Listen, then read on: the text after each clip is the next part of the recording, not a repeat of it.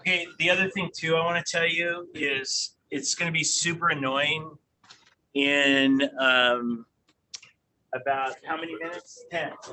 In 10 minutes, there's going to be this annoying announcement. Just know that it's coming. Just know it's coming. Okay. I've been talking to you about the end of the class. It's about giving a TED Talk, and how a TED Talk is not a talk about just giving us facts, but it's to inspire us, to tell us a story. It's kind of you interacting with all that we've done this year and saying like, okay, here, I want to inspire you, I want to tell you a story. So my friend Kevin here, he and I have known each other for a really long time. He works for a company named Duarte, and maybe you can tell them a little bit about what you do when you start. Yeah. Is that cool? Yeah, I can do that. He's actually in Denmark right now. He's going to come on in. He's going to come and speak to the class. High school teachers. There's the announcement. Please take attendance and check student Darcy QR codes at this time. There you go. So that's a warm, friendly voice. So he's going to talk to you guys about a story, as to kind of kick this off as we get ready, especially when we get back from break, to kind of put this talk together. So Kevin is a really cool guy. I told him, I gave him all your names, you guys. So he might call on you, but like try to respond. Think about this idea of how you communicate yourself. So let me pray, and then Kevin, you're going to be on, all right? Let's pray. Lord, thank you for today, and I'm just so thankful for these students. Get to meet a really good friend of mine, and that is so exciting for me. I want to pray for this day to be a day of maybe just beginning to think about how do we inspire each other and how do we tell our story. That's going to be meaningful for us and for our audience. And so I'm so thankful that Kevin's here from all the way from Denmark. And I just pray for our time together. I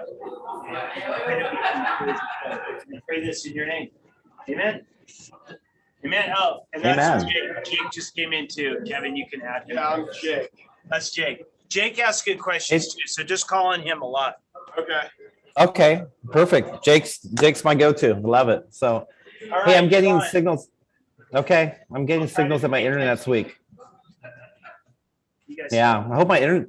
Man, I'm sorry, you guys. My internet's not strong. I'm at a Marriott hotel in Copenhagen, and you would think they'd have great internet, but they don't. So let me know if it cuts out too much, and I can maybe turn my video off, and that might help. I don't know. So just let me know how we're doing. Okay. But hey, everybody, my name is Kevin, and as Tim said, I work for a company called Duarte Design. And hey, Tim, you can just text me too, by the way, if there's too much lag on any audio or anything like that. Okay. So we'll keep. Okay. So anyways, yeah. So it's a communication design company. We're based in Santa Clara, and we help people craft their messages and tell their stories. And I've been doing that for a long time. Mark and Nancy Duarte are a married couple who founded the company, and we really grew up in Silicon Valley. So like our very first clients were NASA and Apple back in the 1980s, before Apple was like a deal. And over time, we've been helping companies like Apple, like Salesforce, like name somebody, tell their stories and craft their messages and deliver it in compelling ways. So it's really cool. We get to work with really the world's biggest and best brands and individuals. And I help run the training part of our business. So I'm out in Copenhagen actually for the last couple of days, working with a pharmaceutical company here, helping these really intelligent doctors and research scientists and analysts, all that, be better communicators, because they're super smart. They have some great products, and people don't understand them. And so that's a challenge that we all have as communicators. We might know our content, but how do we make it interesting to other people? So that's what I want to talk to you a little bit about today. And I've just got, maybe, 15, 20 minutes of some ideas to help you with your project. And then certainly if you have any questions and stuff along the way, just interrupt me or have Tim text me or something like that. Because again, I don't feel like my connection's super great. So we'll figure out a way. Love the Zoom world here. And if I call on you for something, I'm not trying to embarrass anybody. I just got a list of names, and it just helps with response. So don't feel like I'm trying to do anything more than just keep the conversation going. So let me share my screen. Okay, I wanted to give you some insights about how to give a great talk. Now, this is obviously for your project that you're working on here in Mr. Gallagher's class, and you're putting that together. But this is something that honestly will help you throughout your rest of your high school career, your college career, your business career. I can't tell you how many times I am working with professionals who've been doing their jobs for 10, 20, 30 years who say, I wish I had this stuff a long time ago. Actually, I had the CEO of this big doctors organization back in Washington, D.C. In January. He said that he had to unlearn the way he was taught to communicate because he was ineffective. And the methodology, some of what I'm sharing with you guys today, was transformational for him. So this is great. I have 3 tips for you that are really helpful no matter what the communication opportunity is. So hopefully some of this stuff will stick with you and help you be more successful moving forward. In 2018, I got to actually give a TED talk, a TEDx talk. I was at BYU, and I was invited to give a talk. Now, I do a lot of communicating, so I'm always talking. I will preach at church every now and then. I talk for a living. So giving a talk is something I do all the time in my sleep. But to do this talk at BYU, to stand on that red dot and to get this video, it freaked me out. I spent over 60 hours putting together this 13-minute talk. And it messed with my head. It was amazing. I had stage fright. I had all these things I hadn't ever experienced in such a long time. And the reason I had that is because I really cared about this talk. I wanted it to be great. I wanted to have this video that I could share. I didn't think I'd ever get a chance to do anything like this again. And so this was something that for me was one of the most important things I had done in my career. And as you think about putting together your presentations for this class, you may not care this much, okay? So I admit that a lot of times when you have to give a talk in class or something like that, it's not something you care that much about. But there will be times, if it's not this class, there will be times next year, in the next 4 years, in the next 40 years, that you do care, that you want to do great. And so when you have those times that it matters to you, I want to give you some things to think about when you really care about being great. And I hope you'll apply these to this talk, because I think this is a great opportunity for you to really elevate your influence as a communicator and to do a great job. So 3 tips I have for you. I tried to make these really accessible. They are 3 things to do to give a great talk. First of all, remember that the audience is the hero. Know what you're sharing and why it matters. And then use story structure. Okay, I'm going to just talk through each of these real quickly and give you hopefully some tools that you can use to help put your talk together. Okay, so here's the first one. Remember, the audience is the hero. When you think about a teacher who's having a really bad day and doing a lousy job, what's happening in the room? Go ahead and I'll call on some people, but if not, just give me some answers. What's it like when a teacher's doing a lousy job? Just give some language to what makes a teacher boring or whatever it might be. Go ahead and call some things out. Can you do that? I wouldn't know. Mr. Gallagher's the best. Oh, way to suck up. That had to be Jake. Was that Jake? I'm just guessing. That's good. Yeah. Okay. I know Tim well enough that that's not true, but it's some other teacher. Okay. Not Mr. Gallagher. But no, when you think of a teacher that's just really doing a lousy job, what are they doing or what are they not doing? They're disorganized. Disorganized. Yeah. Good. Yeah. What else? Like the kids aren't really engaged. They're kind of off doing their own thing. Yeah, they aren't engaged. They aren't doing anything that's interesting or capturing the attention of the students. Absolutely. Yeah. How about Josh? Yeah, go ahead. Someone else. The teacher doesn't show much passion for the subject. Yeah, they're kind of mailing it in. Either they're teaching off a lesson plan they don't care about, but you can tell they aren't connected, they aren't engaged. Yeah, absolutely. Yeah. What else comes to mind? This one's kind of an easy one.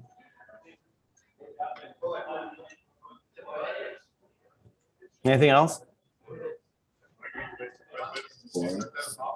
Boring. Yeah, they kind of monotone. They just aren't bringing anything that makes you interested, and it's easy to check out of those classes. Absolutely. Okay, this one's harder. What about when they're doing a great job? Think about Mr. Gallagher on his best day, Yeah. or maybe your teacher for your next class. Either way, but what's happening when a teacher is doing a great job at leading their class? What are the things that are happening there? Kind of like the opposite of what you said, where they're not just going based off of some list of things they have to do and curriculum or whatever. They can kind of bounce off of those like main ideas to engage their students. Yeah, they're going off script, right? They know more than just what's put on their notes, and so they're engaging. And I like what you said. They're bouncing off things. You know, they're taking something, going deeper, and adding to it. Yeah. What else? I've noticed that when a teacher is very passionate, they get very loud and commanding about what they're talking about, and it makes it harder to lose track of what you're paying attention to. Yeah, their tone, right? They get more dynamic, they get more emphatic, and you can really sense like, dang, they're connected to what they're talking about. And so, yeah, that's a great observation, that they're really engaged with the content. What else? Anything else come to mind? They build connections. It's kind of the opposite of all the bad things, right? The opposite of when they're doing a lousy job. Here's the thing to remember. When you want to be a great communicator, the first thing you want to do is hold yourself accountable to the golden rule of never giving a talk that you wouldn't want to sit through. Okay? When you're putting this together, and if you think like, this is boring, right? This is just going to be, a bunch of bullet points or whatever, and you're throwing it together. That's the first indicator that you got to stop, because you're going to be boring, right? And you think, well, it doesn't matter, it can't always matter all the time, but every one of us has our own, our own personal brand, right? This reputation of what kind of a communicator are you? And you're at this point of your careers as students, and eventually we start working, where you're building your reputation. And no one wants to be a boring communicator. Nobody wants to be like those teachers that are disengaged and not inspiring. They don't know the content. When we do that, we are wasting an opportunity to show up and to make a difference. And so in order to do that, we have to start and think about the great teachers or the great communicators. They care about what's going to work with the audience. Those great teachers, they're thinking not just about how to be dynamic and engaging, they're thinking about how can I be dynamic and engaging to you, juniors and seniors at Valley Christian, or to whoever their audience is. They're thinking about them specifically. And that really comes down to this idea of empathy. When you think about putting your talk together, you want to start with empathy for your audience. What's it like to be them, to the people you're talking to? Now, empathy, there's probably lots of ways of defining that. I like to say that empathy is imagination for the sake of understanding. When I'm empathetic for my audience, I'm imagining what's it like to be them. I thought about you guys today. So I was driving back from the client I was with today. I was thinking, okay, it's Friday morning.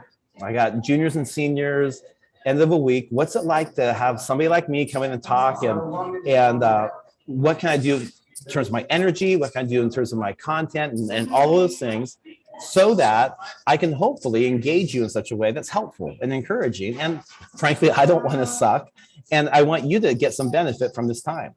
It's the same thing, no matter what. If you're planning for your talk for this class, you want to think about your audience. Your audience is your classmates as well as Mr. Gallagher. If you're giving a talk for something else, you're going to have lots of opportunities. You always want to start and think about your audience. There's 6 questions that I want to put in front of you. And you might want to either write these down, or maybe I'll share this maybe with Mr. Gallagher afterwards. So you have this. These aren't the perfect 6 questions. They're helpful to think about, how can I best engage my audience? So first of all, here it goes. What are they like? Do you think about them as human beings? Well, in this case, it's kind of easy. They're you, right? You're talking to your classmates, so you know what they're like. But you always want to think about them as a human being. You know, age and stage of life, culture, ethnicity, all those things go into how people receive information. So what are they like as a human? And you want to think about them as real people, because guess what? They are. They are real people. Why are they here? Now, of course, they have to be here at school, but go beyond that. What would cause them to think, this is a really cool class? This was like, you did a great talk. And what would cause them to think that it was worth their time to show up and listen to you talk for 5 minutes? And try to think through what would do that for you, and try to think about that value. What do they care about? Partly their value system, but also just what's important to them as a person, and how can you maybe address their values and concerns. Well, some of these are hard to figure out sometimes, but when you try to unlock these, it provides the focus of what you want to do as you're trying to engage your audience. How can you help them? Now, I don't know if they have problems, but maybe you can help them. You've learned something. You've gone on a journey.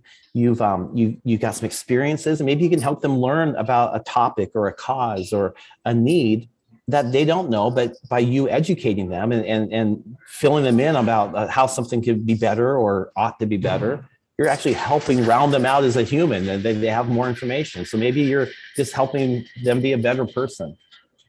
What do you want them to do? There may not be a specific call to action, but maybe there is something to do. Hey, I want you to come volunteer with me. I want you to be a part of a fundraiser I'm going to put together. I don't know, maybe, but if there's a specific call to action, be clear about what that is. And then this last one, think about the resistance. Why would people not like your talk? What, and I don't mean that it's boring, but what about the content? What about the idea? Is there something they would disagree with? There's just something that would challenge them, maybe challenge their priorities or challenge their own values. And when you can address the resistance of your audience, you're really demonstrating that that you have empathy for them. You're imagining why they would not be conducive to liking what you're talking about.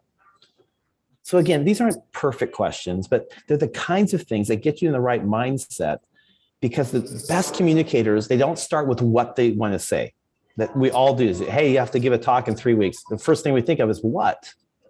Don't start with what, start with who. Who am I talking to? Who is my audience? Because once you understand the who, it's going to begin to shape all the what. And so our first question that is always not what you're going to say, but who are you talking to? Okay, any questions about any of this stuff? It's okay if not. I just want to pause this for a second and breathe and see if there's any questions or anything. Cool. Okay, number 2, know what you're sharing and why it matters.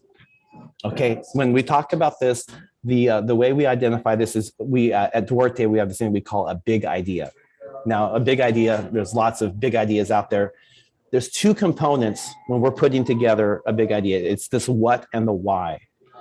What you're sharing, basically the main idea of what you want to share, and why it matters to your audience.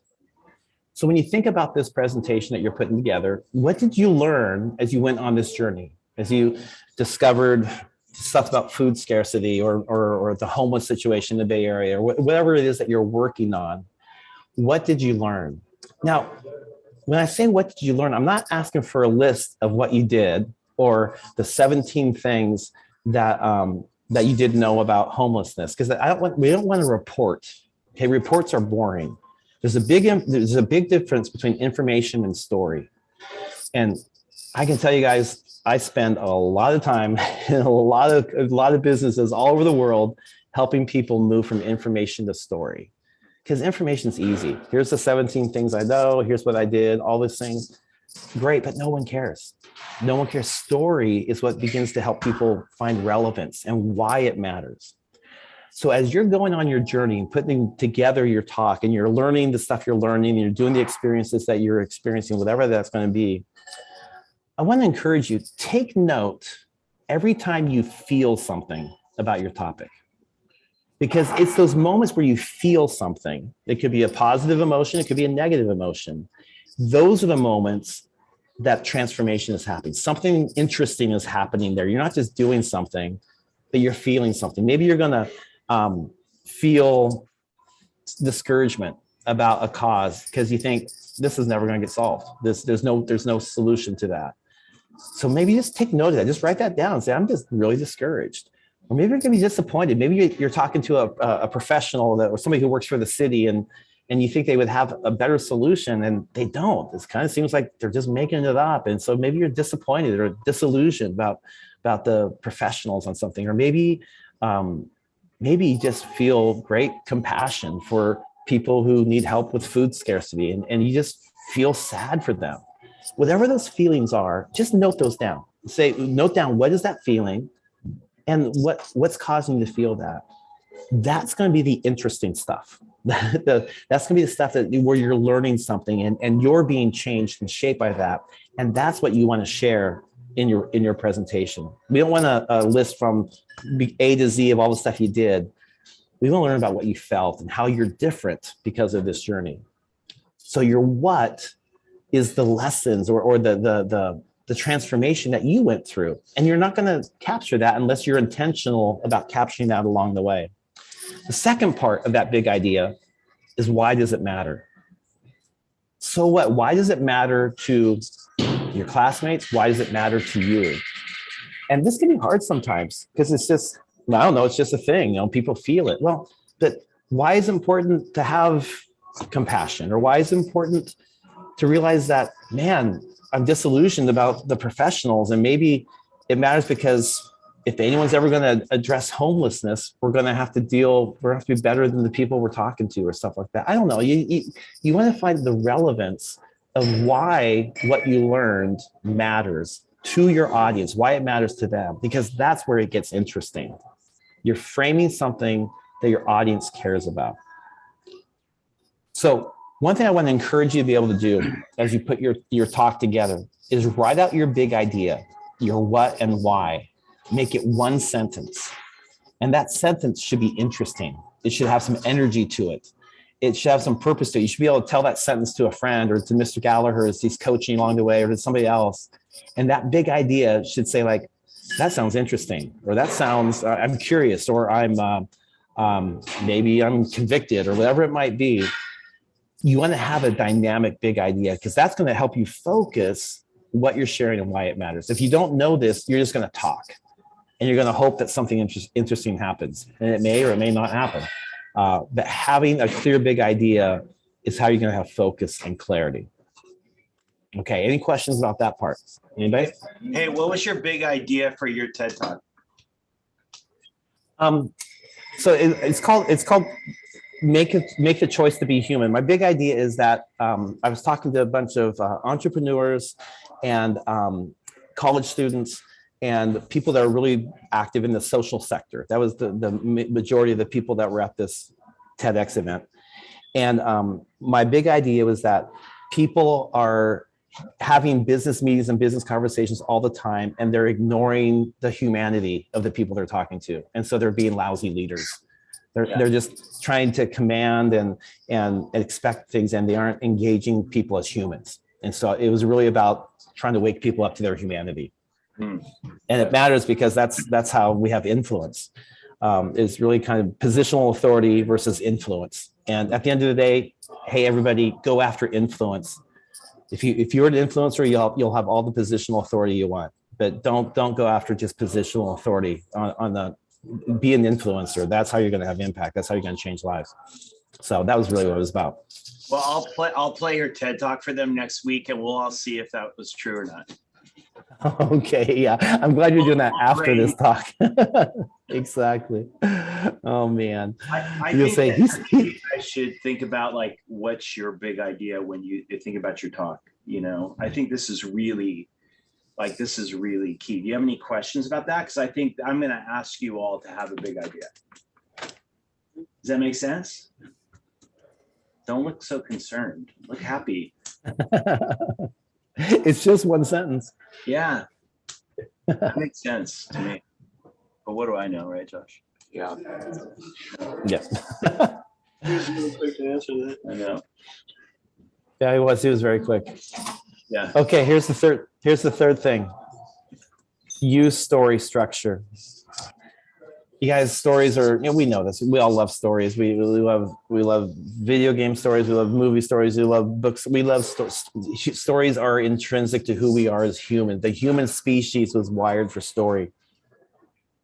When you use story for any kind of communication, you're tapping into a mode of communicating that is engaging and transformative. So here's the good news. There's a real simple structure of the story. And it sounds simple. We all know it. But the fact is, it's kind of, if you can use this, it changes everything. The simple structure of the story is that there's 3 acts. There's a beginning, a middle, and an end. And you might say like, duh. Well, yeah, but you know what this means is that everything belongs in either the beginning, the middle, or the end. Every idea you're sharing, every interesting anecdote, every lesson you learned, you should ask yourself, is this part of the beginning, or is this part of the middle, or is this part of the end?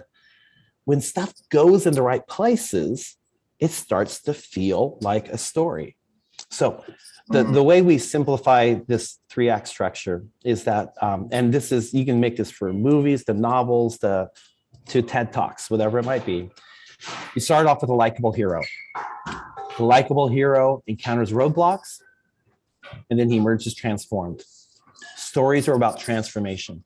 This can be in the movies, in screenwriting, there's a concept called the save the cat moment. So next time you watch a movie, normally the first 10 minutes or so of a movie, you're introduced to several characters. And often the main character will do something really endearing, and you're drawn to them. It's like, oh, I hope something good happens to them.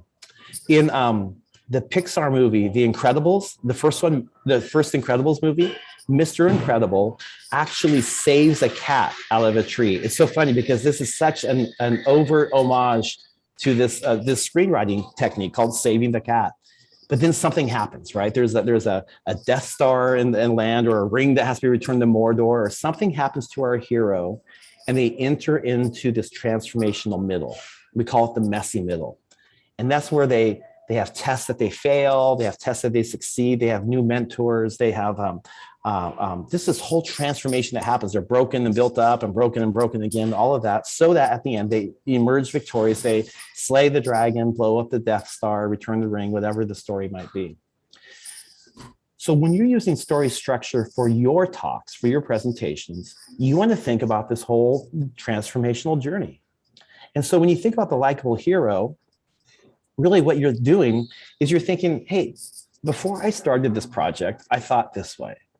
Or all my life, I was told one thing, right? And so you're kind of giving the middle of what was your starting point to your journey through the learning through this topic or this cause that you're focusing on.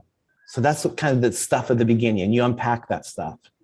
In the middle, this is where you encounter roadblocks, right? In terms of transformation. So what the roadblocks are, sorry, I got all these wrong animations. Your middle is stuff like, hey, I was surprised to learn this. Or man, this person, they blew my mind when they told me X, Y, Z. The middle is where those things that you wrote down, those feelings you wrote down, it's like, man, I was surprised, or I was discouraged, or man, it broke my heart, or I was filled with hope, or whatever it might be. That middle part is where you start to be changed, and you tell us how you were changed, right? What are the things you learned, and what are the things that began to cause you to see this cause or this idea differently? And so your ending is how you again emerge transformed. And so your ending is stuff like, now I believe this, or I've changed the way I do something. And so you're giving us the lesson that you learned, or how you're different because of this journey.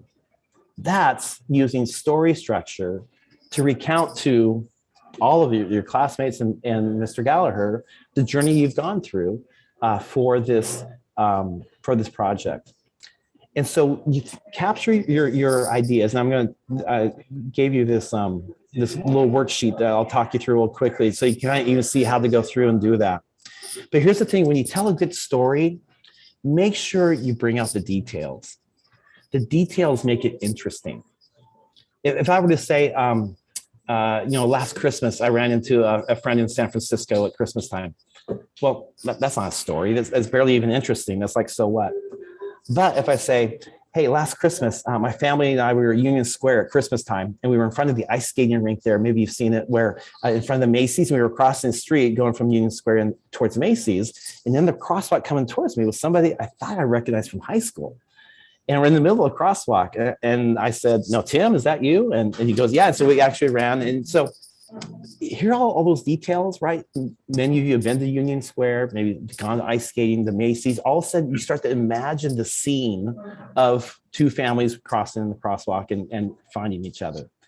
That's what I mean by using details. When you are describing your transformational journey, don't just say, I learned something. Man, talk about the details of how you learned that and what you struggled with and what was happening around you. And that's what makes it visual for your audience. They can begin to imagine them being in that same experience. And that's what's really powerful about story. So the way to use story structure so that when you get done, your audience has the right idea. Have you ever seen people, they try to tell a joke or they tell a story and it just doesn't work? And maybe you are that person. Maybe you're one of those people like, I hate this stuff because I never get it right.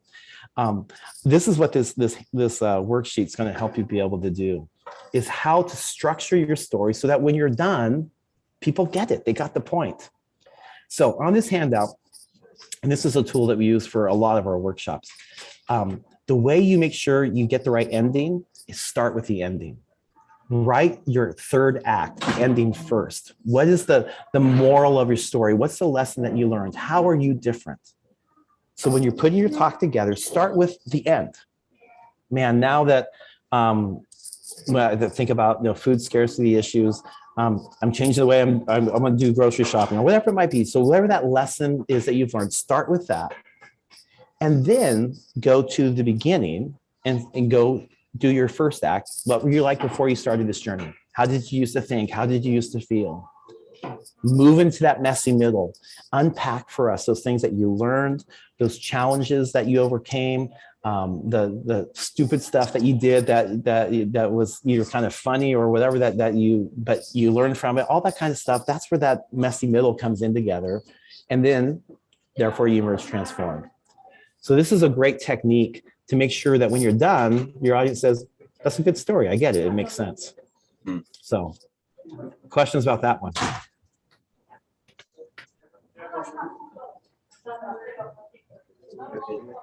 I'm great. Okay. So you guys, that's all I got. That's everything I know in longer than 15 minutes. Sorry about that. But no, these are three things that for your talks, yes, but anytime you care about making an impact on your audience, and I hope you care a lot. I hope you care all the time, because it's a privilege to stand in front of somebody and try to have an idea and have them get it. And most people are bad at it. That's why we're a very successful company, because there's a huge need for people to be great at that. And just like you love it when a teacher is on and they care and they thought about you and they bring their best to a class, your audience will love it the same way. When you do the heavy work of identifying who they are, think about them as your hero. It's not about you, it's about them. Know what it is and why you're sharing, why it matters, and learn to practice how to use story structure, beginning, middle, end, and how to put all that together. And it'll be transformative. There's a famous quote, I'm sure many of you have heard this, from Maya Angelou, about people will forget what you said, people will forget what you did, but people will never forget how you made them feel. Great communicators, they have good knowledge, they have good information, that you definitely speak to the head, but they know how to speak to the heart. And so as you move and are beginning your career as a communicator, and the stakes are going to get higher, the opportunities are going to get bigger, you're going to be talking at friends' weddings, you're going to be talking in classes, you're going to be applying for this and that's, all these things. You're going to have 1,000 opportunities to engage people with your ideas. Make sure you're taking that opportunity to speak to their head and have them feel why it matters. So, any questions for me? Hey, what would the process be for you like kind of developing so the first thing you would say is do the big idea first, and then kind of move to the story structure, just like, because I'm looking at all of them, and then I'm trying to think of like, what are their next steps, do you think? You still there? Yeah. Can you hear me? Okay, yeah, I can. Next Yeah. steps. Yeah, yes, yeah. So I would start with the big idea, because that's going to be your true north. Everything you share is going to be about bringing that big idea to life. That's going to help you make choices, because you have way too much. You learn too much. There's so many things.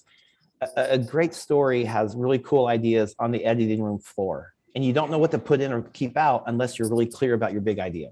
So do that big idea first, and then write your ending. And then the second thing I would do is how does this end? Know where you want to end up when you're done, and then go back to the beginning and start taking us on that journey of beginning and middle. Okay. Because that's how you get to the right place. A lot of times, if we don't do that, we kind of just have to, duct tape it together, and it's like somebody said, and there's the punchline to the joke, right? It's not funny, right? Or it's not interesting. Same thing when the story isn't structured with the end in mind, you often don't end up at the right place. And then I'll ask another question too, because I've watched your TED Talk. You had your baton. Yeah. You were talking about your own story. Like, what about other things, whether it's, some of TED Talks have pictures, some have props. Like, how do you figure all that stuff out, do you think?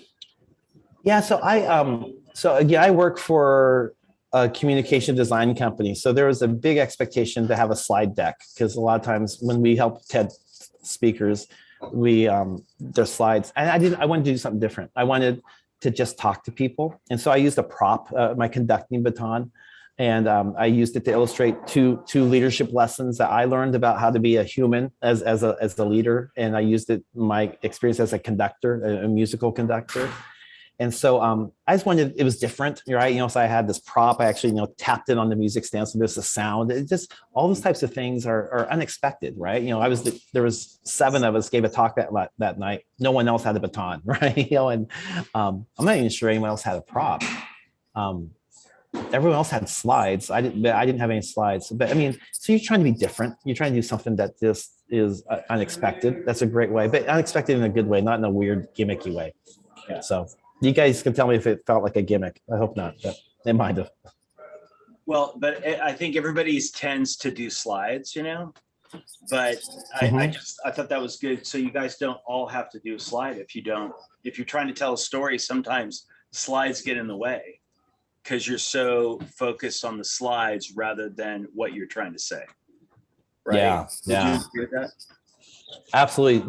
Don't do your story first, and then say what slides, if any, does it need? Does it need any visuals? We never train people to start with the slides. People always, they start to talk, they start getting the slides up. The slides come out, you get the story first, and then you say, now what visuals, if any, does it need? Yeah. And that'll put you in a good spot. Okay. Okay. Any questions? Nope. I guess not. All right. Hey, guys, I've taken a lot of your time, so thank you. Oh, no, it was very fun. Thanks for spending your Friday morning with me, everybody, and have fun. Do a great job. So, and all right, I'll see you hey, Monday.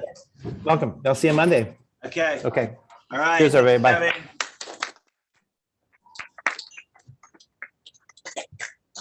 Okay.